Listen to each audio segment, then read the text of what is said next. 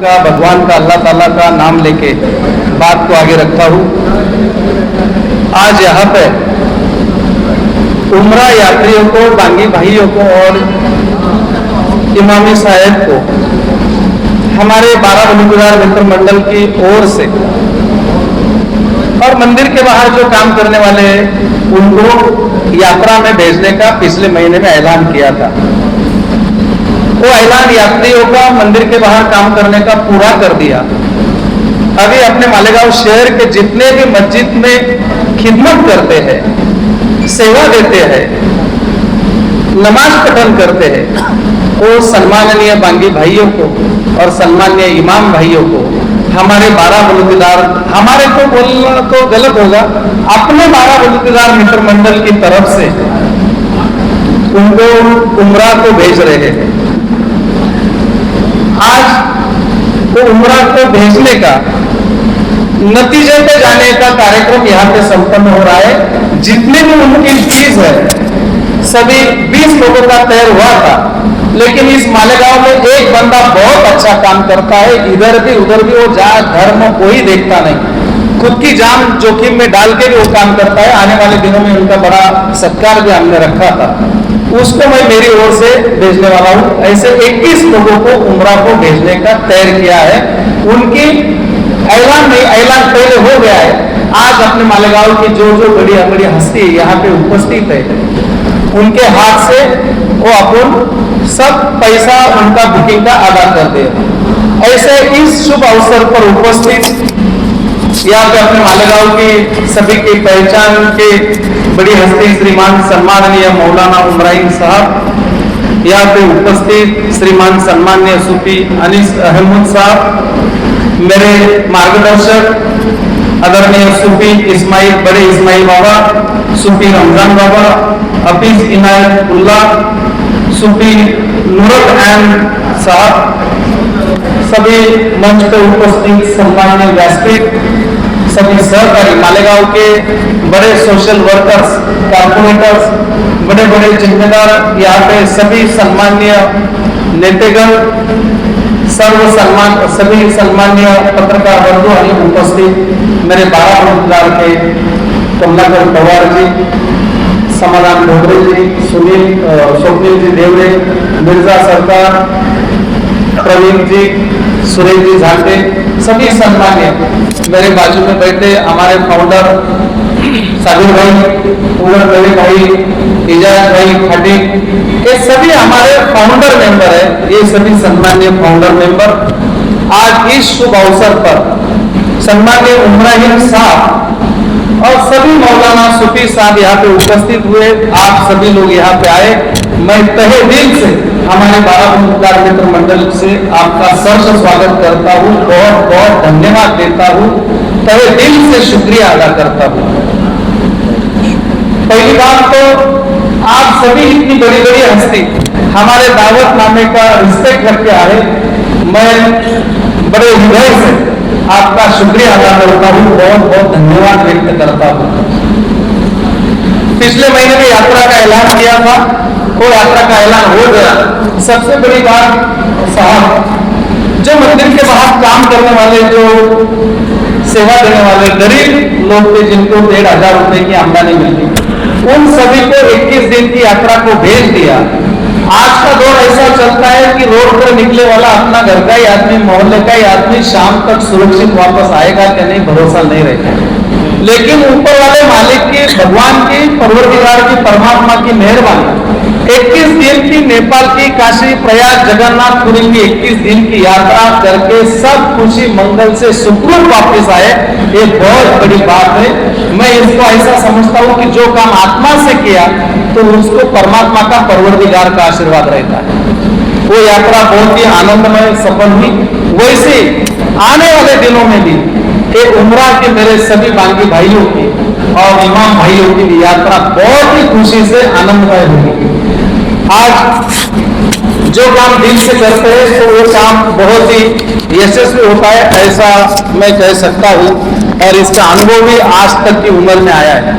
मैं एक ही बात बोलूंगा कि प्यासे को पानी, भूखे को अन्न, मरीज की खिदमत और इस गरीब गरजमंद की मदद, यही परमात्मा परवरदिगार की सेवा है, यही अल्लाह ताला की खिदमत है, ऐसा मैं मानता हूँ।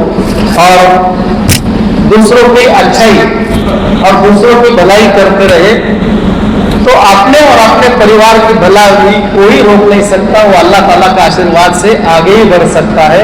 ये भलाई का काम, अच्छाई का काम और नेकी का काम हम हमारे बाराबंकीदार मित्र मंडल के माध्यम से करते हैं। तो जो जुबान दी थी हमने, जो बात बोली थी, उसको हम आज नतीजे पे जा रहे हैं। आज यहाँ पे जितने भी 21 लोगों का है वो सब 12 लाख रुपए अपने सभी जिम्मेदार जो यहाँ पे उपस्थित है इनके शुभ हस्त से, 12 बलूतीदार के कुछ पदाधिकारी के हाथ से, अपन मास्टर जी यहाँ पे मैं सभी की ओर से सम्माननीय मास्टर जी और आसिफ भाई, इनके जो उम्रा को भेजने वाली एजेंसी है, इन बंदों का मैं तहे दिल से हार्दिक अभिनंदन करता हूँ और बहुत बहुत शुक्रिया अदा करता हूँ। अच्छे काम में अपन देखते हैं कि बहुत सारे लोग अच्छे काम में भी अपना मुनाफा देखते हैं और बहुत चुनिंदा लोग होते हैं कि मुनाफा नहीं देखते, अच्छा काम देखते, काम है क्या नेक काम है ये देखते हैं। मैं सबको मैं विनती करूंगा कि इन दोनों भाइयों के लिए एक बार जोरदार ताली होनी चाहिए। इन्होंने ऐसा बोला कि काका हम यहाँ पे मुनाफा लॉस ये नहीं देते, तुम जितने देते उतने हम ले लेंगे। ऐसा नेक काम आज तक किसी बंदे ने किया नहीं है जो तुमने किया। ये तुम्हारे माध्यम से इनको सेवा देने का मेरे को मौका मिल रहा है, हमको मौका मिल रहा है, हमारे लिए बहुत गर्व की बात है। इन्होंने ना नफा ना तोटा कुछ भी नहीं, जितने मुनासिब है उतने ही। मेरे ख्याल से बाहर मैंने देखे तो कोई 85,000 लेते, कोई 70,000 लेते, कोई 75,000 लेते, लेकिन इन बंदों ने खाली सबसे ज्यादा कम आंकड़ा बोल दो क्या? नहीं बोलता। हाँ, तो सबसे ज्यादा ना नफा ना तोटा और खुद से यहाँ से जो ट्रैवल्स रहेगी उसको पहुंचाने का भी काम किया है। मैं बोलता हूँ कि इस काम में मेरे से कम 2 लाख रुपए की सेविंग इनकी वजह से हुई है। ये कहने में मेरे को बड़ा फख्र होता है और बात कहने में अभिमान भी लगता है। ऐसी नेकी और पाकी अपने मालेगांव में है। आने वाले दिनों में यही नेकी और पाकी से अपना मालेगांव आगे बढ़े बिना रहेगा नहीं, यही मैं यहाँ पे बात रखता हूँ। और सभी आप पत्रकार भाइयों यहाँ पे आए, मैं अपना बहुत बहुत शुक्रिया और आभार व्यक्त करता हूँ। अभी जाकिर भाई सागर भाई सब हम जिम्मेदार बैठे थे तो 5 तारीख का तय किया था, सभी मिलकर 7 तारीख को 7 जेल को कोरोना अंदाजी होगी। 250 फॉर्म यहाँ पे हमारे जमा हुए हैं।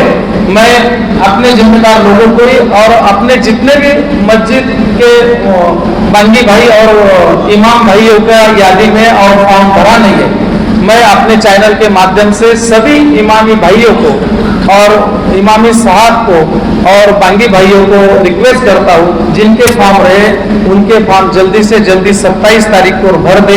अपने को कोरोना अंदाजी करनी है, उसमें जिनके नाम निकलेंगे हमको उनको भेजना है। उनकी बुकिंग आज ही हम यहीं पे ही कर दे रहे हैं। फायदा लेते हुए इतनी बड़ी हस्ती याद आई, मैं इनका स्वागत करता हूँ इस शुभ अवसर पर और इस गंगा जमनी तहजीब का मुजाहरा करने वाली तकरीब में शरीक होकर बहुत ही खुशी हो रही है। हमारे एक बुजुर्ग थे, अंग्रेज़ों के ज़माने में आज़ादी की लड़ाई लड़ रहे थे। एक ऐसे प्रोग्राम में जहां मुसलमान भी थे और हमारे हिंदू भाई भी थे, उसमें वो कुछ बोलने के लिए खड़े हुए। उन्होंने कहा हम, और रुके, फिर कहा हम, फिर रुके, फिर कहा हम, फिर रुके। लोगों ने समझा कि आज इनको तकरीर याद नहीं है, आगे की बात भूल गए, लेकिन उन्होंने इसी लफ्ज़ से एक नुक्ता पैदा किया। कहा कि मैं इस लफ्ज़ को इसलिए दोहरा रहा हूँ कि हम में 2 लफ्ज़ हैं, हे और मीम है। हे से हिंदू, मीम से मुसलमान, ये दोनों मिले तब बनता है हिंदुस्तान। यानी ये दोनों इस एक लफ्ज में इशारा है कि ये दोनों कौमें एक दूसरे के साथ मोहब्बत और प्रेम के साथ खड़ी हों, तब इस मुल्क की खूबसूरती बढ़ती है और इस मुल्क की असल तहजीब, यहाँ की असल परंपरा सामने आती है। अल्लाह ने मुझ हकीर को अपने फजल से इज्जत दी। बहुत से लोग बड़े बड़े प्रोग्रामों में ये कहते हैं, मेरे सामने भी कहते हैं, सिर्फ इसलिए दोहरा रहा हूँ कि उससे जुड़ी हुई एक बात कहनी है। ये कहते हैं कि हम लोग मुल्क के मुख्तलिफ हिस्सों में जाते हैं, लोग आपके बारे में पूछते हैं, ये तारीफ करते हैं, तो हमको फ़ख्र होता है कि आप हमारे शहर के हैं। लेकिन मैं इससे जुड़ी हुई ये बात कहना चाहता हूँ कि मुझको आज ये गर्व महसूस हो रहा है कि मैं उस शहर में रहता हूँ जहाँ काका बंधु काका बचाओ जैसे मोहब्बत रखने वाले प्रेमी लोग रहते हैं। लोगों के काम आना, गरीबों का दुख महसूस,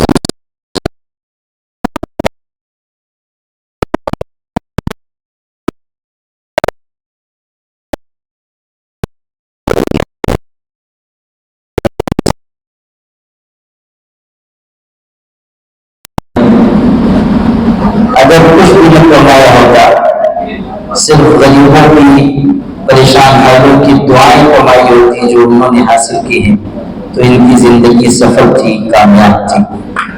आज ये किस कदर खूबसूरत मौका है कि नफरत के इस माहौल में मोहब्बत की ये फजा देखने को मिल रही है। हम ये कह सकते हैं कि नफरत के अंधेरों में ये मोहब्बत की वो किरण है कि अगर ये फैलती जाए तो हमारा पूरा मुल्क जगमगाने लगेगा और हमारा देश, हमारा विशाल देश आगे की तरफ बढ़ेगा। हमारे यहाँ कहते हैं कि बारिश अल्लाह की रहमत होती है, और ये भी कहते हैं कि जब कोई बड़ा काम होता है ये रहमत उतरती है। आज इस शुभ अवसर पर अगर बारिश हो रही है तो ये समझना चाहिए कि यहाँ एक बहुत बड़ा काम हो रहा है जिससे शायद मुल्क को रोशनी मिल सके, इसलिए अल्लाह की ये रहमत बरस रही है। मेरे भाइयों, एक फलसफी गुजरा है, उसका नाम अबू तुफैल था। एक दिन वो बहुत खुश नजर आ रहा था। लोगों ने उससे पूछा कि इतने खुश क्यों हो? उसने कहा आज मुझको जिंदगी का राज मिल गया, यानी लाइफ का।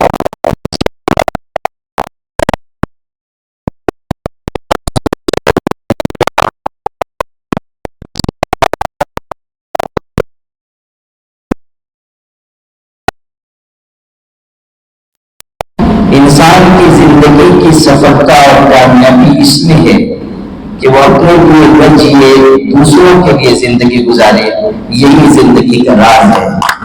हयात लेके चलो, कायनात लेके चलो, चलो तो सारे जमाने को साथ लेके चलो। हमारे बहुत ही बेहतरीन भाई और दोस्त बंधु काका बचाओ ने जो जो खिदमत का और सेवा का काम किया, और जिस तरह भेदभाव से ऊपर होकर ये खिदमत कर रहे हैं, लोगों के काम आ रहे हैं। ऐसे गांव देहात में जहां पानी की कमी है, पानी पहुंचा रहे हैं, और ऐसे गिरे पड़े लोग जिनको कोई नहीं पूछता, उनको पूछ रहे हैं। यतीमों के सर पर हाथ रख रहे हैं, बेवाओं के बुझे चूल्हे जला रहे हैं। ये अलामत है इस बात की कि इनके पहलू में जो दिल धड़क रहा है वो इंसानियत के दर्द से भरा हुआ है। और अगर कोई इंसान ऐसा मिल जाए तो हमें उसकी कदर करनी चाहिए, हमें उससे मोहब्बत करनी चाहिए। मैं आज बहुत मशगूल था और बहुत सारे कामों को छोड़कर सिर्फ इसलिए मैं यहाँ आया कि बंधु काका बचाओ महसूस करें कि अगर वो कुछ अच्छा काम कर रहे हैं तो सिर्फ आसमान वाला नहीं, जमीन वाले